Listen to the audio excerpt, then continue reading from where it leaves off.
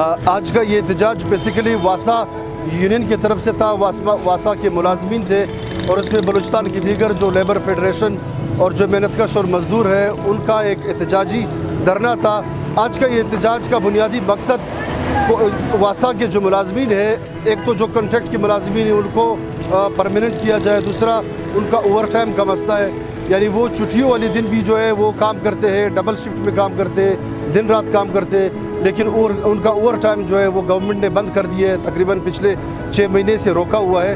तो आज का बुनियादी मकसद इस एहतजाजी धरने का ओवर टाइम की बहाली और जो कॉन्ट्रैक्ट के मुलाजमीन हैं उनको परमानेंट करने का है।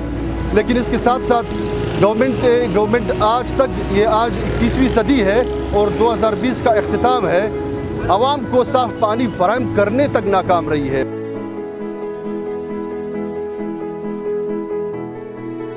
ग्रैंड अलायंस इस वक्त बलूचिस्तान में हम बना चुके हैं और इस ग्रैंड अलायंस में तकरीबन बलूचिस्तान भर के 36 तंजीमें हैं, जिसमें ऑफिसर्स भी है, जिसमें मेहनतकश है, मज़दूर है, इंजीनियर्स है और डॉक्टर्स है और पैरामेडिक्स है। मतलब बलूचिस्तान के जितने भी मुलाजमीन हैं ये इस ग्रैंड अलायंस में शामिल है। और इस ग्रैंड अलायंस का बुनियादी मकसद IMF के एमा पे होने वाले जो यहाँ पे फैसले हैं, इदारों में रिफॉर्म्स ला रहे हैं, उस IMF की पॉलिसीज़ को, IMF के प्रोग्राम का, उसका जो है रोकथाम करना है। और इसके साथ साथ हमारे ग्रैंड अलायंस का एक मंशूर है, 7 नुकात पे हम इकट्ठे हुए।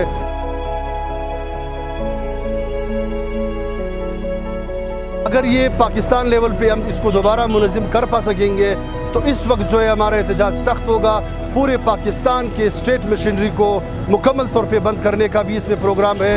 एक भरपूर धरना, जिस तरह 6 अक्टूबर को इस्लामाबाद में दिया, वो धरना चारों हेडक्वार्टर्स, चारों सूबों के मरकज़ में और इस्लामाबाद में ये धरना दोबारा हम दे सकते हैं। तो इस पर अभी तक कायदीन बैठे नहीं है। आगे का जो भी लाएमल होगा, हमारे बलूचिस्तान की तरफ से हमने यही कहा है कि इस वक्त अब पूरी स्टेट को, पूरी रियासती मशीनरी को हम जाम करेंगे, क्योंकि मुलाजिम ही वो तबका है, मुलाजिम ही वो जो सारे सर्विस, उनका 60 साल जो है वो इसी में उन्होंने सर्विस देने, उन्होंने खिदमत देने। अब जब जो सर्विस दे रहे हैं 60 साल, उनको ही आपने अपने निशाना बनाया है, उनके खिलाफ आप ऐसे पॉलिसीज़ ला रहे हैं जो उनके बच्चों के मुस्तकबिल को जो है दाव पे लगा रहा है। तो ये मुलाजिम कभी बर्दाश्त नहीं करेंगे।